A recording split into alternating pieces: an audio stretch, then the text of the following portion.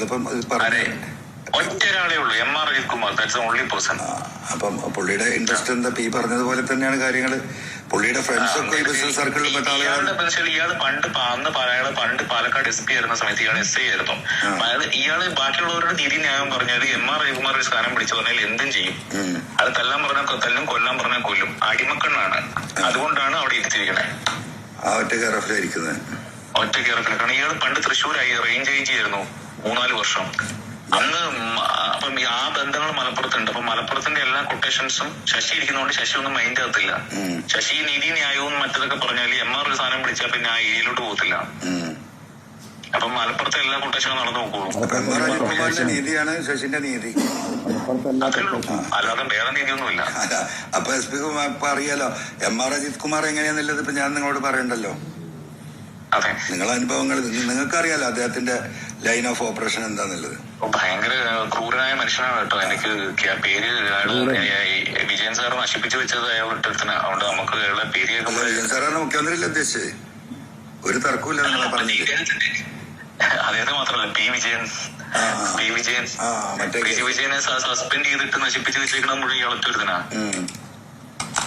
ഈ ഗവൺമെന്റിന് എത്രയും വലിയ തലവേദന മുഴുവൻ ഉണ്ടായത് ഈ പോലീസിലെ മുഴുവൻ കാരണക്കാരൻ ഈ അജിത് കുമാർ എന്നില്ലേ. അദ്ദേഹം മര്യാദക്ക് കൊണ്ടു നടന്നിരുന്നെങ്കിൽ അത് നിങ്ങൾക്കും പോലെയല്ലോ, നിങ്ങൾക്ക് തന്നെ അറിയാലോ. ഇവിടെ ഒരുവിധം IPS ഒക്കെ അത് അറിയാലോ, ഉണ്ടായിരിക്കല്ലേ. എന്താ ചെയ്യാ? അല്ല അത് നിങ്ങള് അതായി പറയുന്നത്. അപ്പം ഈ വിഷയത്തിൽ പോലും ഇപ്പൊ ഈ ഗവൺമെന്റ് നേരിടുന്ന ഏറ്റവും വലിയ പ്രശ്നം മുഖ്യമന്ത്രിയെ കുറിച്ച്, മുഖ്യമന്ത്രി കുടുംബത്തെ കുറിച്ച്, പാർട്ടി സെക്രട്ടറിയെ കുറിച്ച്, കൊടിയേരി ഉണ്ടായിരുന്ന അതൊക്കെ അകലமான ആളുകളെയും കുടുംബം നാറ്റിക്കുന്ന വാർത്തകൾ നിരന്തരമായി കൊടുക്കുന്ന വർഗീയ വാർത്തകൾ. അവന്റെ കയ്യിൽ നിന്ന് കാശ് വാങ്ങിയാൽ പിന്നെ എന്താണ് ഇതിന്റെ സ്ഥിതി? SP നിങ്ങളൊന്ന് പറയും. അല്ല നിങ്ങൾ തന്നെ പറയാം. നിങ്ങൾ അജിത്തിന്റെ ആ ഒരു സ്വഭാവം അറിയുന്ന ആളുകൾ കൂടെ വർക്ക് ചെയ്യുന്നവര് അത് മനസ്സിലാക്കി കഴിഞ്ഞാൽ അവരുടെ മാനസികാവസ്ഥ എന്താ?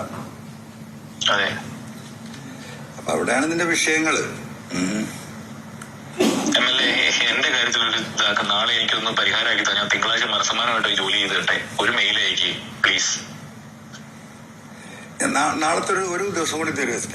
ഞാൻ എന്താ വെച്ചാല് ഞാൻ വിളിച്ചോളാം. രാവിലെ തൊട്ട് വൈകുന്നേരം വരെ ഞാൻ വിളിച്ചോണ്ടിരിക്കണ എപ്പോഴെങ്കിലും പറയാം. ഞാൻ ആ സമയത്ത് തിരിച്ചു വിളിക്കാം. അല്ല ഞാൻ എപ്പ എന്നെ നിങ്ങൾ വിളിക്കണം? എന്താ രാത്രി 9:30 ശേഷം 9:30 10 o'clock ആകുമ്പോഴേക്കും ഞാൻ വീട്ടിലെത്തുള്ളൂ.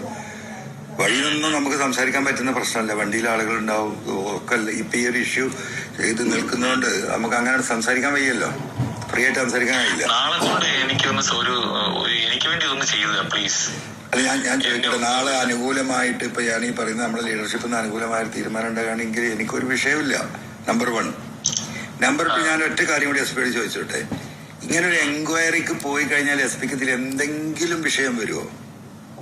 അല്ല, എൻക്വയറി ഓൾറെഡി നടക്കുന്നുണ്ട്. അതൊന്നും ആകത്തില്ല. എന്റെ പ്രശ്നം ഞാൻ പറഞ്ഞില്ലേ, MLA ഇതൊരു പരാതി കൊടുത്തു കഴിയുമ്പോൾ അത് പുറത്തു വന്നു കഴിയുമ്പോൾ ഞാൻ ഓൾറെഡി ഒരു കസ്റ്റോഡിയലത്തിന്റെ ഇഷ്യൂസ് തുടങ്ങി ഇങ്ങോട്ടേക്കുള്ള അറ്റാക്കുകൾ മുഴുവൻ ഇടുമ്പോൾ എനിക്കത് ഫേസ് ചെയ്യാനായിട്ടുള്ള, അത് MLA കൊടുത്ത ഒരു പരാതി എന്ന് പറയുമ്പോൾ അത് ഫേസ് ചെയ്യാനായിട്ടുള്ള മാനസികാവസ്ഥ ഇല്ല.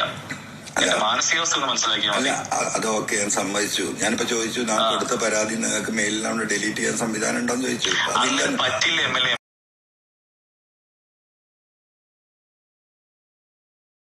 സെക്സിലും തെറ്റും ശരിയൊക്കെ ഉണ്ടോ? നമ്മുടെ പൂർവികരുടെ കാലത്ത് സെക്സിനെ പറ്റിയുള്ള സംസാരമൊന്നും ഒരു കുറ്റമായിരുന്നില്ല. എന്നാൽ ഇപ്പോൾ അറിയാലോ, ഒരു MLAയുടെ ഒരു ഈ എത്രയോ വിഷയത്തിൽ അവനെ പിടിക്കാനായിട്ട് നിങ്ങൾക്കുണ്ട്. ഈ ലൈഫ് മിഷന്റെ ഇഷ്യൂ, അത് ഇത് എത്ര കാര്യങ്ങൾക്ക് നിങ്ങൾക്ക് പരാതി കൊടുക്കാനുണ്ട്. നിങ്ങൾ അത് ചെയ്താൽ പോരെ. ശശിനെ പിടിക്കാന്നുള്ളതല്ലേ നിങ്ങളുടെ ഉദ്ദേശം? എന്നോട് നിങ്ങൾക്ക് സ്നേഹമല്ലേ ഉള്ളൂ, അല്ലാതെ നിങ്ങൾക്ക് എന്നോട് ശത്രുതയില്ലല്ലോ.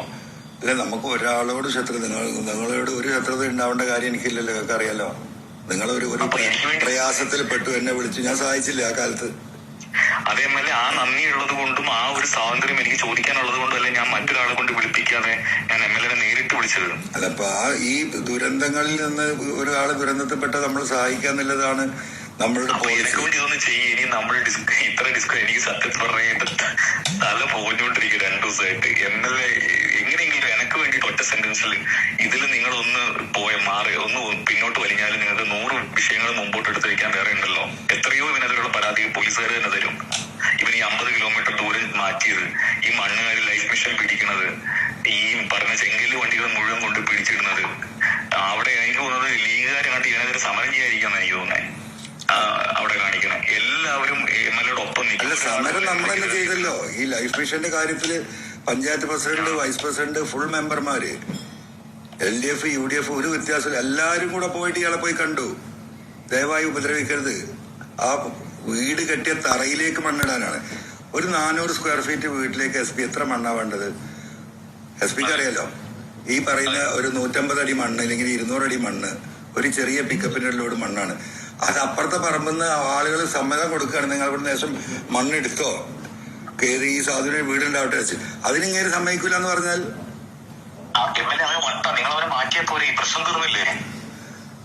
അതാണ് വിഷയം. ഈ ആദ്യ വട്ടന്മാരെ ഇവിടെ കൊടുത്തിട്ട് ഈ നാട് നശിപ്പിച്ചാൽ ഇത് നമ്മൾ ഇതിനെ ബാധിക്കുന്ന മുഴുവൻ ഈ ഗവൺമെന്റിനെയും പാർട്ടിനെയും ഈ പൊതുപ്രവർത്തകരെയല്ലേ. അയാൾക്കെന്താ നമ്മളൊക്കെ ഈ പുച്ഛം? ബേസിക് സംശയം ചോദിക്കട്ടെ. MLA ഭരണപക്ഷത്തിലെ ഒരു പ്രധാനപ്പെട്ട സ്വന്തമായിട്ട് മന്ത്രിസ്ഥാനം വേണ്ടെന്ന് പറഞ്ഞ് മാറിയിട്ടുള്ളതാണ്. ഇപ്പൊ നിങ്ങൾ പറഞ്ഞ ഈ പരാതിക്കൊന്നും അവിടെ നിന്ന് മാറ്റില്ലേ? ഞാനത് പറഞ്ഞില്ല. ഞാൻ പോലീസിൽ ഇടപെടലില്ല. ഇപ്പൊ SP 3 വർഷം ഇവിടെ ഉണ്ടായിട്ട് ഞാൻ എത്ര വർഷങ്ങളെ വിളിച്ചത്? വളരെ അപൂർവം. എനിക്കറിയാതെ. പക്ഷെ ഇത്രയും സൈ ഇട്ട് കഴിഞ്ഞാൽ നമ്മൾ ചെയ്യില്ലേ? നിങ്ങളെ പോലെ സീനിയർ ആൾക്കാർ അത് പറഞ്ഞു ചെയ്യില്ലേ? അതെന്താ ചെയ്യാത്തതാണ് എന്റെ ചോദ്യം. നമ്മൾ പറഞ്ഞിട്ടില്ല. ഇവനിങ്ങനെ ഏറ്റവും വലിയ നീതിമാനായ ഉദ്യോഗസ്ഥനായി ഇതുപോലെയുള്ള കാര്യമില്ലല്ലോ. പാർട്ടിയല്ല തീരുമാനിക്കുന്നത് ആരവിടെ ഇരിക്കണം എന്നുള്ളത്. ഞാനതിൽ ഇടപെട്ടിട്ടില്ല SP. അതുകൊണ്ടാ നോക്കാം നമുക്ക്. അത് നിങ്ങളൊന്ന് ഇടപെട്ടൊന്ന് മാറ്റി. എന്തായാലും നാളെ രാത്രി നമുക്ക് സംസാരിക്കാം. നാളത്തേക്ക് ഞാനൊരു വഴി ഉണ്ടാക്കാൻ കഴിയാൻ നോക്കട്ടെ. ഒരു ഒറ്റ മെയിലിൽ തീരുന്ന ഒരു പ്രശ്നമാണ്. അതിന് എനിക്ക് മനസ്സമാനമായിട്ട് ജീവിക്കാം. ഇവനെ നിങ്ങൾ മാറ്റുക, തല്ലിക്കൊല്ലി, എന്ത് വേണം ചെയ്യും. ഇത് എവിടെ എത്തിയെന്നറിയാം SP? അതായത് ഈ മരം മുറിച്ച്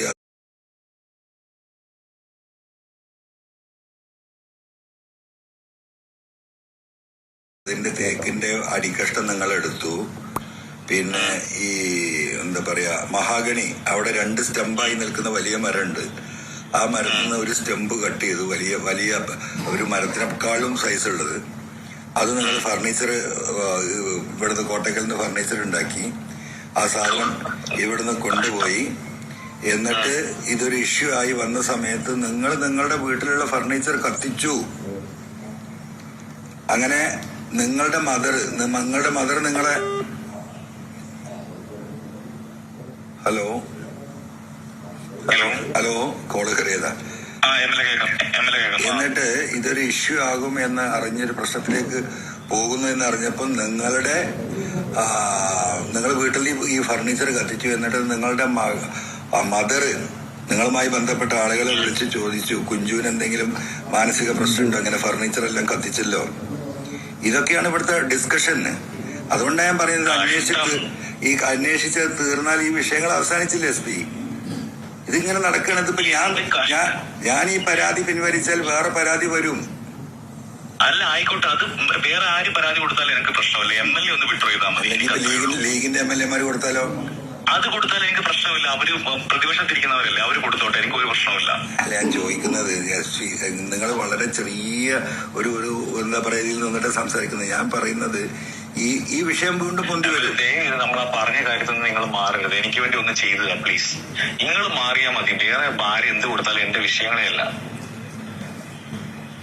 എന്താ പറയാ, എന്തായാലും SP നാളെ ഞാൻ ഇത്രയും റിക്വസ്റ്റ് ചെയ്യില്ലേ? 2 ദിവസമായിട്ട് നിങ്ങളെ വിളിച്ച് റിക്വസ്റ്റ് ചെയ്യുന്ന ഇതേ പോയിന്റ് അല്ലേ? നിങ്ങൾ ഒന്ന് എഗ്രി ചെയ്തിട്ട് എല്ലാം ഞാൻ സമ്മതിച്ചു. നിങ്ങളുടെ മാനസികാവസ്ഥ ഈ പറഞ്ഞതെല്ലാം ഐ അഗ്രി വിത്ത് യു. എനിക്ക് ഇപ്പോഴും മനസ്സിലാകാത്ത കാര്യം SP എന്തുകൊണ്ടാണ് ഇങ്ങനൊരു എൻക്വയറി വരുന്നതല്ലേ നിങ്ങൾക്ക് നല്ലതെന്ന് ചോദിക്കുമ്പോൾ അത് വേണ്ട എന്ന് പറയുന്നത്. എൻക്വയറി നടന്നോട്ടെ, പക്ഷെ എനിക്ക് MLA കൊടുക്കരുത്, അത്രേ ഉള്ളൂ. അതിന് ഒപ്പോസിഷൻ MLA കൊടുത്താൽ എനിക്ക് ഒരു പ്രശ്നവുമില്ല. അൻവർ MLA കൊടുക്കരുത്. എന്താണ് എനിക്ക് മനസ്സിലാവുന്നില്ല. എന്താണ് നിങ്ങൾ ഞാൻ ഇത്രയൊക്കെ ഞാനൊരു ചോദ്യം കൂടി ചോദിച്ചു. നമ്മൾ പേഴ്സണൽ ക്വസ്റ്റ്യൻ. നമുക്ക് ഇതിൽ ഇവരെ എൻക്വയറി നടന്നാൽ ആ എൻക്വയറി നമുക്ക് ഈ പന്നങ്ങൾ ഈ ഫയല് ശരിയാക്കലിൽ എന്തെങ്കിലും പാളിച്ച നിങ്ങളുടെ അടുത്ത് വന്നു പോയിട്ടുണ്ടോ? ഒന്നുമില്ല. പിന്നെ എന്തിനാണ് എന്റെ പൊന്നെ നിങ്ങൾ ഭയപ്പെടുന്നത്? എനിക്ക് MLA കൊടുക്കുമ്പോ ഉണ്ടാകുന്ന പ്രശ്നം, അതിനൊരു വലിയൊരു ഹൈപ്പ് പോവും. അതിൽ എനിക്ക് വരുന്ന ഈ ഇമേജിൽ ഉണ്ടാകുന്ന ഡാമേജ്, ഓൾറെഡി ഞാൻ തകർന്നിരിക്കുന്ന മനുഷ്യനാണ്. അതുകൊണ്ട് എനിക്ക് അത് ഒരു ഒപ്പോസിഷൻ MLA കൊടുത്താൽ എനിക്ക് മനസ്സിലാവും. പക്ഷെ പരാമർശത്തിരിക്കുന്ന ഇത്രയും ശക്തനായ ഒരു MLA കൊടുക്കുമ്പോൾ എനിക്കുണ്ടാകുന്ന മാനസിക ബുദ്ധിമുട്ടുകൾ, അതാണ് എന്റെ പ്രശ്നം. എന്താ ചെയ്യാം? എനക്ക് വേണ്ടി നിങ്ങളൊന്ന് ചെയ്യുക. നിങ്ങൾ എന്നിട്ട് വേറെ ആരെങ്കിലും പരാതി കൊടുക്കുകയാണെങ്കിൽ കൊടുക്കട്ടെ, എനക്ക് ഒരു പ്രശ്നവുമില്ല. ഓൾറെഡി ശ്രീത്ത് കൊടുത്തിട്ടുണ്ടല്ലോ. അല്ല, അതൊന്നും അവിടെ എത്തൂലേ, അതുകൊണ്ടല്ലേ. എന്ത് കഷ്ടമാണ്. അത് നിങ്ങൾ പ്രബലരായിട്ടുള്ള വേറെ ആരെങ്കിലും കൊടുത്തോട്ടെ, അതൊന്നും ഒരു പ്രശ്നവുമില്ല. എന്തായാലും എനിക്ക് വേണ്ടി ഒന്ന് ചെയ്യേ. ഓക്കെ, നാളത്തെ ഒരു ദിവസങ്ങൾ എനിക്ക് തരൂ പ്ലീസ്.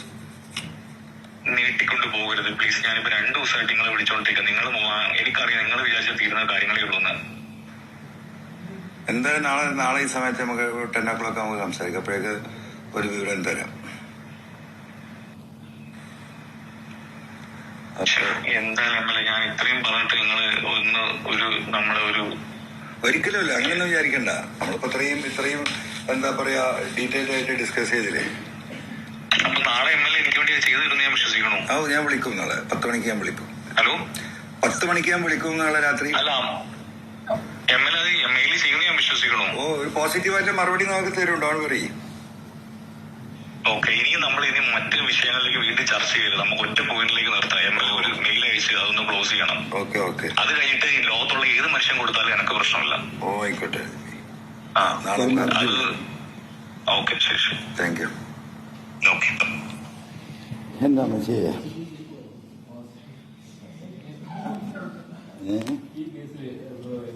അന്വേഷണം ഒരു അഡീഷണൽ എസ്പിനെ ഏൽപ്പിച്ചിട്ടുള്ളത്. DIG അറിയിച്ചു. DIGയുടെ പറഞ്ഞ പ്രകാരം ഒരു അഡീഷണൽ എസ്പി എന്താണ് പ്രശാന്ത് ഈ എസ്പിനോട് പറയണ്ടേ? എനിക്കറിയില്ല, അതുകൊണ്ട് പറയാമല്ല, വേറെ ആംഗിളിലെല്ലാം പറയുന്നു. I don't have any information about that. അയാളുടെ അവിടെ പോയി ചോദിക്കുന്നു. ആരോപണം എസ്പിയും പിന്നെ താങ്കൾ പറയുന്നതനുസരിച്ച് ADGP ആണ്. അത് ഒരു അഡീഷണൽ എസ്പിക്ക് മാനേജേഴ്സിനൊക്കെ അന്വേഷിക്കുമോ? I don't know. ചായ പറയണം. മുഖ്യമന്ത്രി നേരിട്ട് പറഞ്ഞു. സ്റ്റേറ്റ്മെന്റ് മുഖ്യമന്ത്രി കൈമാറുന്നു പറഞ്ഞു. വിഷയങ്ങളൊക്കെ പറഞ്ഞു. മുഖ്യമന്ത്രി നേരിട്ട് വന്നിട്ടാണ് കൈമാറാൻ ഉദ്ദേശിക്കുന്നത്. അല്ല, അത് കുറച്ചുകൂടി സമയമെടുക്കും. ഇതെന്ന് തീരുന്ന അറിയില്ല. Minimum 1 week. കാരണം ഇൻഫർമേഷൻ വന്നുകൊണ്ടേ ഇരിക്കുന്നു. ഈ ശശിക്ക് മുകളിൽ കാര്യങ്ങൾ അനുഭവം